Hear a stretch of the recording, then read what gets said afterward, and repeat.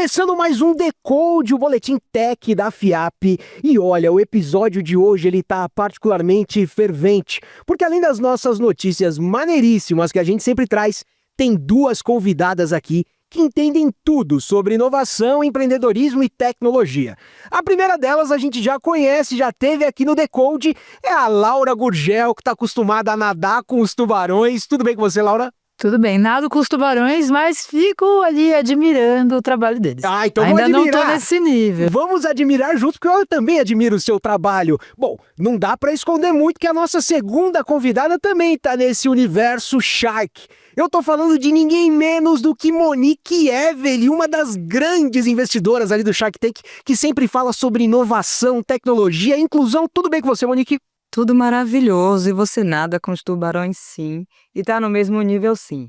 Deixa de modéstia. E a gente vai mostrar Não isso é? agora. Não é? Porque, Monique, você esteve lá no SXSW, um dos maiores eventos de inovação do mundo inteiro, e rolou muita novidade, muita tecnologia. A Laura, assim como eu, ficou aqui acompanhando à distância e olhando o termômetro do que estava rolando. Então, para a gente começar esse papo já acelerado, eu queria pedir para vocês escolherem duas inovações. No caso da Laura, que você acha que vão ter tração, Laura, no nosso mercado, e no caso da Monique, que você viu lá no SXSW e entendeu que causam impacto.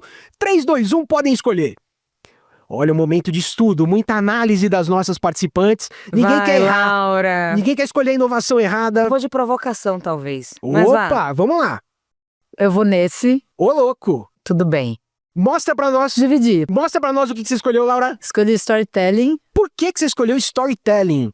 porque eu acho que a gente tá no momento de revolucionar o jeito como a gente conta as histórias. Uhum. E a gente vai usar muito de tecnologia pra fazer isso, pra acelerar esse processo também. Pô, sensacional. Monique, você falou que é na provocação, hein? Storytelling também. Também por quê?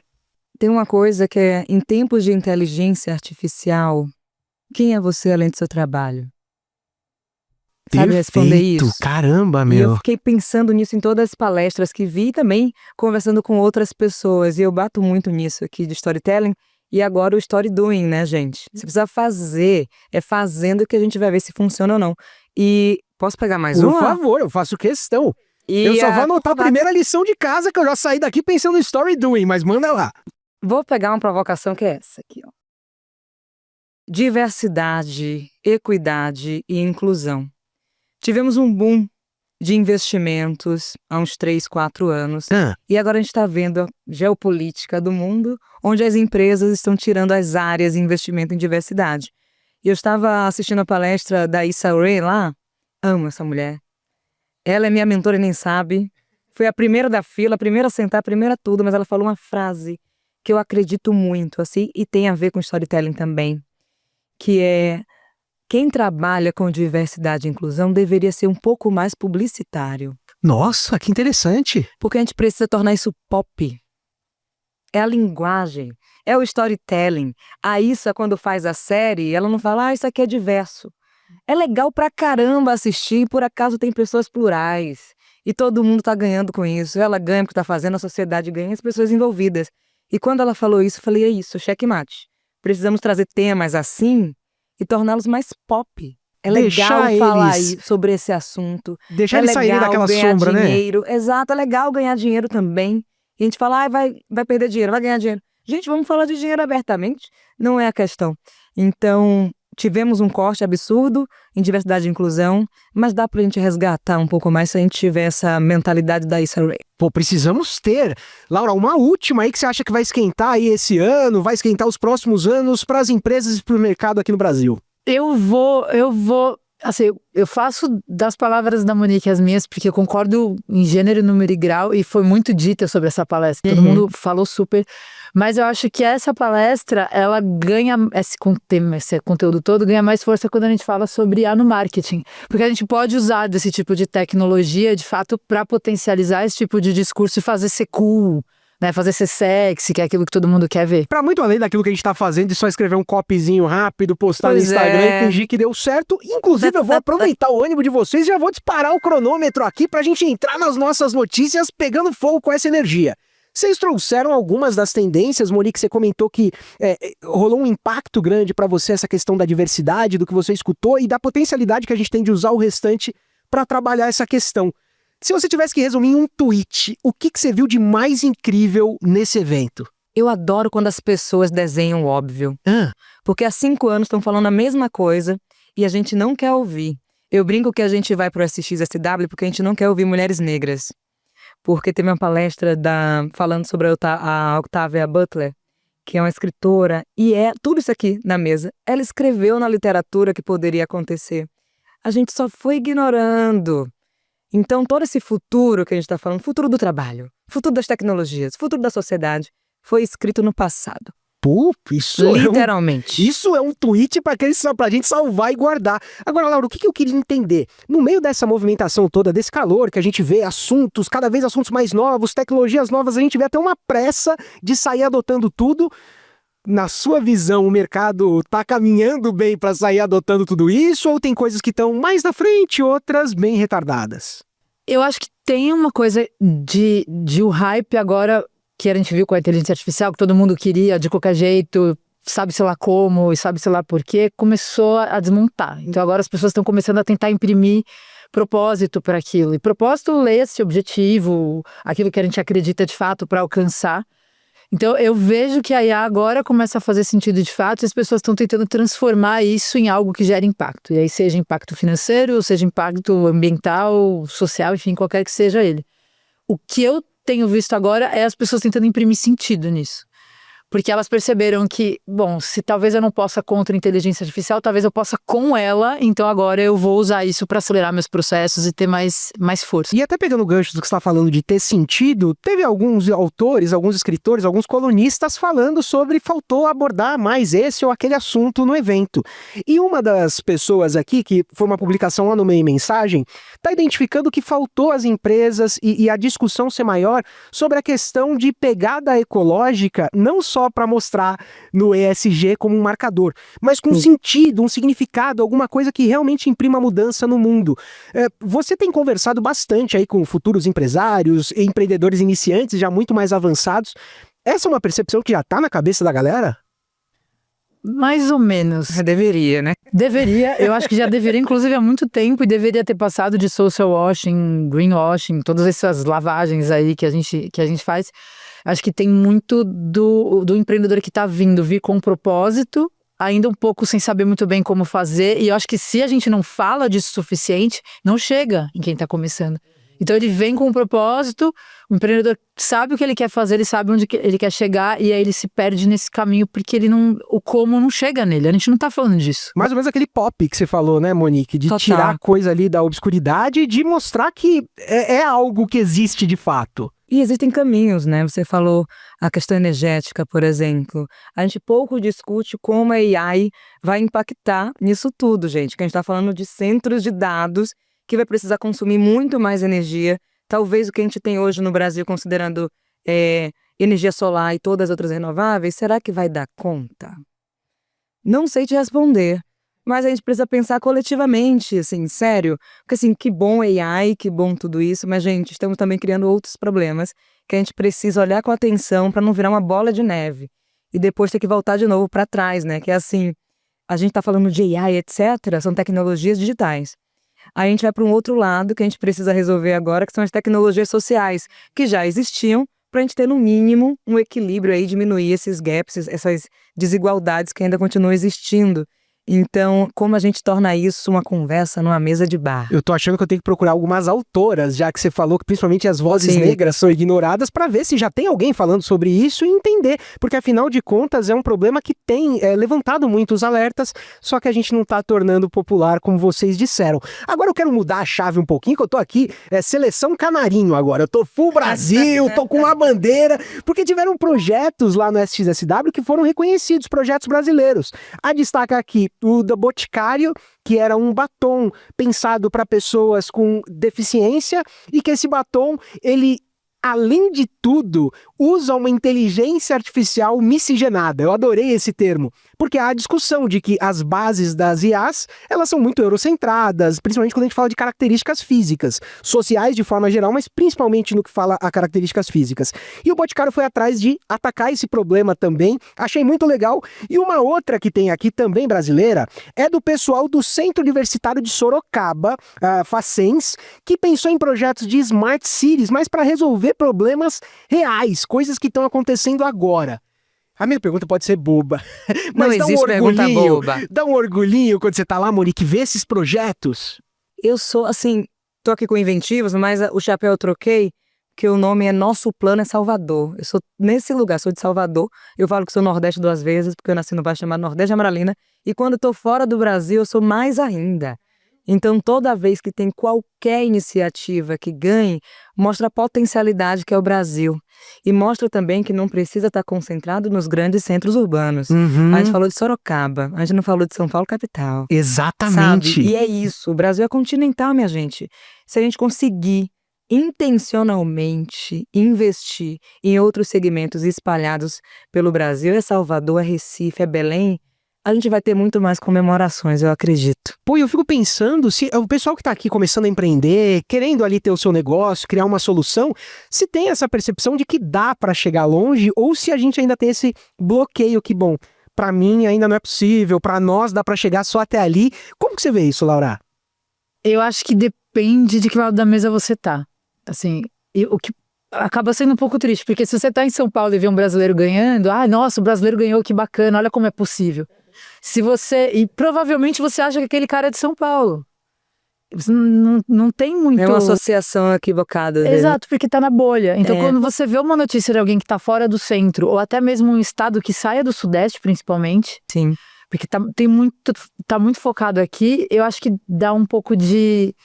Olha, tem outras coisas. O que mais tem que não é só o meu umbigo aqui e tudo mais? E pra quem tá de fora, eu acho que vem mais ainda a coisa do é possível, sabe? Não preciso estar em São Paulo, não dependo do dinheiro de São Paulo, eu posso fazer as coisas aqui.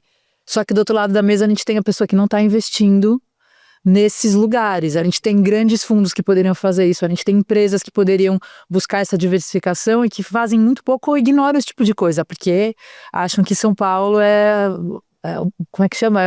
A locomotiva, né? Que o pessoal gosta de falar isso. Dourado. É o alecrim Pelo dourado. amor de Deus. Mas acho que vocês são as pessoas certas para eu perguntar, então, o que rola esse clique do investimento, puxa, eu tô vendo que tem sustentabilidade enquanto negócio, mas que é algo que vai empoderar também pessoas brasileiras, negócios brasileiros e até o nosso ecossistema.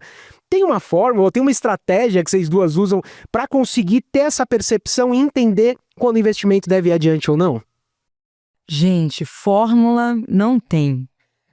Ponto. Receita pronta, esquece. Esqueça essa possibilidade, mas você trouxe isso do é possível? Foi o que eu mais recebi quando eu comecei a sentar naquela cadeira do Shark Tank. Porque a primeira coisa era assim, ela é de Salvador. Aí eu falei, gente, eu sou. Eu sou mulher também. Eu sou negra. E outras camadas, e não existe hierarquias de opressões. E eu fui entendendo isso. Eu tenho bastante consciência de classe e raça. E eu falei, na minha tese de investimento, eu preciso direcionar para outras regiões desse país. Ponto. Está escrito na tese da Inventivos, que é minha empresa. A gente está olhando para o norte e para o nordeste. Significa que eu não invisto em São Paulo? Invisto também. Mas eu tenho preferências em essas áreas porque, sentada naquela cadeira, você também é a minha responsabilidade. Ponto. Uma outra coisa. Você trouxe no início ali uma palavra, propósitos, empreendedores. Mas eu brinco que assim, gente, propósito não paga boletos. Podia, mas Seria não. maravilhoso, porque eu tô cheia de propósito. Mas assim, quando eu não consigo, ou o empreendedor ou a empreendedora não consegue mostrar a possibilidade de execução dessa ideia ou desse grande propósito, não dá. Porque eu fico assim, tá bom, mas como é que você vai executar isso? E para além do sonho, né? Porque sonhar eu também sonho pra caramba. A diferença de sonhar, de sonhadores e empreendedores, tá na execução mesmo. Exatamente. E depois tem um checklist rápido na minha cabeça, como boa virginiana, com touro, que existem alguns riscos, né? A gente tá falando de risco de mercado. O empreendedor tá ali falando, que vai ser incrível, vamos mudar o mundo. Eu falei, eu também quero mudar o mundo. Mas dá pra mudar o mundo e ganhar dinheiro ao mesmo tempo, porque no final do dia você vai procurar dinheiro em algum lugar. Seja comigo, seja no banco, seja na vaquinha da internet. Não importa.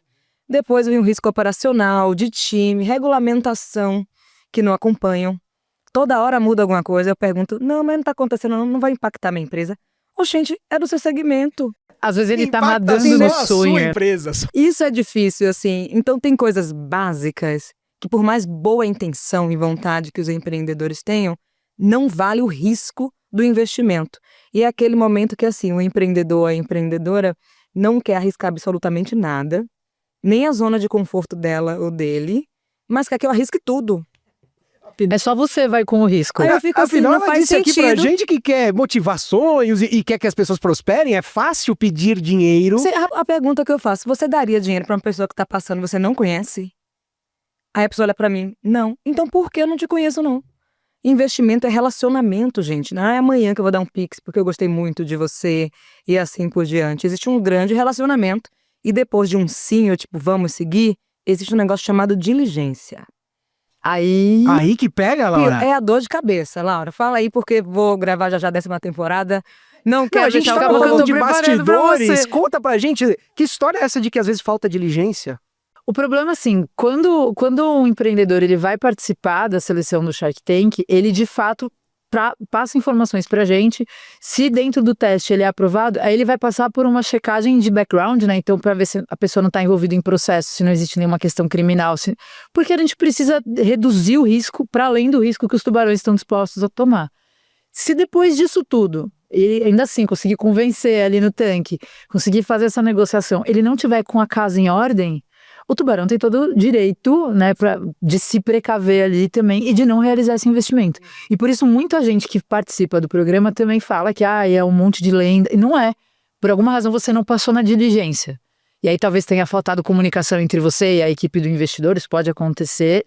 De fato aí já não está mais com a gente. Pós, né? Mas é preciso que o empreendedor tenha noção daquilo que ele está fazendo. Não emitir nota fiscal, ter uma operação totalmente irregular, não ter os Essa é a dor de colaboradores. cabeça. Você pergunta assim, tô faturando 1 milhão, minha margem é 70%. Aí você fica assim, a conta...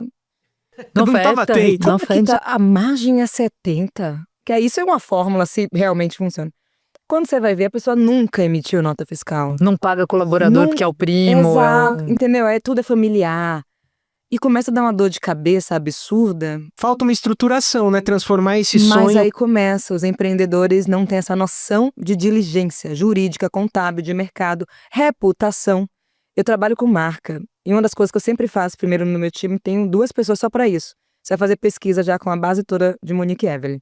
Para saber se a minha associação de imagem vai prejudicar, não vai prejudicar. E assim por diante, para o bem e para o mal. Não é só para mim. Eu me associar a essa empresa vai fazer mal para Monique. Mas e Monique com essa empresa? Caramba! Será que eu não tô afundando a empresa ao invés de estar ajudando? O pessoal acha que é só o dinheiro pelo dinheiro. E vale para os dois lados, né? Exatamente. Por isso que eu adoro o Decode. Vocês pegaram uma notícia que na manchete era desse tamanho e estão explorando pra gente um mundo. E tem aqui mais uma que eu queria trazer, porque eu acho que os ouvintes e as ouvintes interagem muito nesse mundo. Laura, chega perto do microfone e conta pra gente o que você acha dessa história de as redes sociais terem ocupado um espaço ali no SXSW, mas também com... talvez uma previsão de um futuro meio apocalíptico, de um isolamento grande das pessoas, da questão do extremismo político que está acontecendo, mas não só político. As pessoas têm uma ferramenta social, mas na verdade essa ferramenta, pelo algoritmo, está propondo que elas se separem. O que você acha disso? Eu acho que eu vou chover no molhado, mas eu vou dizer que isso foi desgraça anunciada. A gente sabe disso desde as primeiras redes sociais, ali Orkut, nossa... Facebook, essas coisas todas que quanto mais você baixa essas fronteiras, então a Monique, por exemplo, morar em Salvador, eu morar em São Paulo, até em outro país, e a gente não ter mais a barreira da comunicação tão forte, porque a gente consegue falar rápido, de maneira assíncrona e tudo mais, mas ao mesmo tempo eu tô isolada na minha casa sem interagir com as pessoas, ou eu tô focada naquele aparelho e não tô de fato conversando aqui, eu não tô prestando atenção. A gente tem isso, combinado com o vício em dopamina que vem das redes sociais. Combinado com aquele excesso de futuro, que é a ansiedade. Tudo a gente quer acompanhar. A depressão por não ter acompanhado. É uma loucura. E eu tô pensando que vocês falaram que todos esses assuntos as pessoas precisam conhecer mais, mas mesmo quando a gente tem uma rede, se ela tá afastando, como que a gente vai ensinar, Monique? Tem uma coisa chamada curadoria. Eu não vou dar conta de tudo.